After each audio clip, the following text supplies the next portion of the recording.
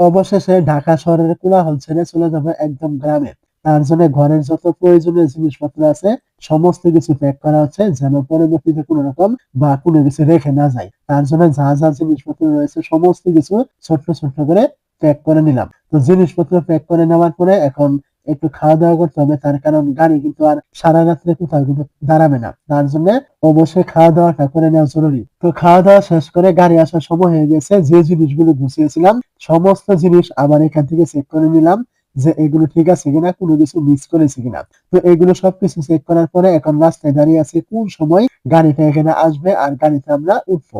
তো অবশেষে কিছুক্ষণ অপেক্ষা করার পরে গাড়িটা কিন্তু এখান থেকে চলে আসছে এবং গাড়িতে উঠে বসলাম। তো গাড়িতে উঠে বসার পরে এখান থেকে গাড়ির অতিরিক্ত জ্যাম, প্রায় ঘন্টা খানেক জ্যামে ছিল এবং প্রায় সারা রাত চলে গিয়েছে গাড়ির ভিতরে। অবশেষে সকালবেলা এখান থেকে গাড়ি থেকে নেমে গ্রামে একটা অটো নিলাম বাড়ির দিকে যাওয়ার জন্য। তো অটোতে যাওয়ার পথে এখান থেকে গ্রামের যে একটা দৃশ্য, মানে আপনি যদি খালি চোখে না দেখেন তাহলে কিন্তু বুঝবেন না। ওইখানে উপস্থিত থেকে এরকম দৃশ্য না দেখলে এই দৃশ্যের কিন্তু মজা কিন্তু পাওয়া যাবে না।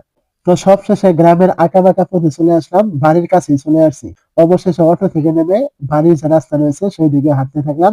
হাঁটতে হাঁটতে অবশেষে চোখ পড়ে গেল গ্রামের যে খাল বিল রয়েছে ওইখানে, মানে ধান ক্ষেত। এই ধান ক্ষেত গুলো কিন্তু প্রায় অনেকদিন থেকে কিন্তু দেখা হয় না।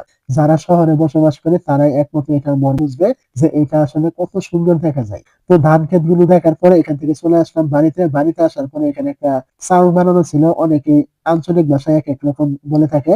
তো আমরা এই বসার জিনিসগুলাকে মূলত চাউল বলে থাকি। তো এখানে কিছুক্ষণ গ্রামের পরিবেশে একটু বসে নিলাম, অনেক গাড়ি জার্নি করে আসছি, একটু জিরিয়ে নিলাম। তো বাহিরে কিছুক্ষণ জিরিয়ে নেওয়ার পরে এখান থেকে চলে আসলাম ঘরে। ঘরে আসার পরে এখান থেকে আমার কিছু পালিত ঘুঘু পাখি ছিল যেগুলোর বাচ্চা মনে ছোট দেখেছিলাম। তো শহর থেকে এসে দেখে এই বাচ্চাগুলো অনেক বড় হয়ে গেছে, যেগুলো তাদের যে বাবা মা আছে সেখানে সমস্যা করছে।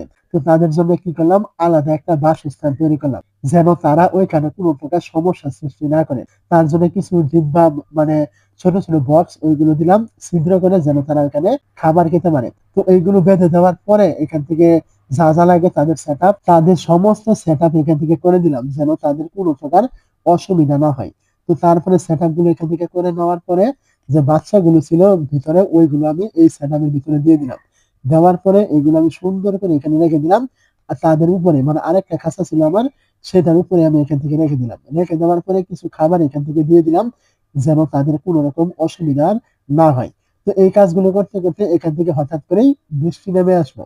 মানে অনেকদিন পরে বৃষ্টি নেমে আসলো, যার কারণে বৃষ্টি নামে এখান থেকে একটু ঘরের সামনে বসে বসে উপভোগ করলাম। ভিজার অনেক ইচ্ছা ছিল, ভিজলাম না, তার কারণ হুট করে গ্রামে আছি, বৃষ্টিতে ভিজলে অবশ্যই ঠান্ডা বা জ্বর আসার সম্ভাবনা আছে। তার জন্য বৃষ্টিটা শুধুমাত্র দাঁড়িয়ে থেকে থেকে দেখলাম। তো আমি এখান থেকে বৃষ্টি উপভোগ করলাম। আর আপনারা যদি এতক্ষণ ভিডিওটা উপভোগ করে থাকেন তাহলে অবশ্যই আপনাদের ধন্যবাদ। আর যদি আপনারা চ্যানেলে নতুন হয়ে থাকেন অবশ্যই চ্যানেলটিকে সাবস্ক্রাইব করতে ভুলবেন না। দেখা হচ্ছে পরবর্তী কোনো ভিডিওতে। ততক্ষণ পর্যন্ত ভালো থাকবেন। খুদা হাফেজ।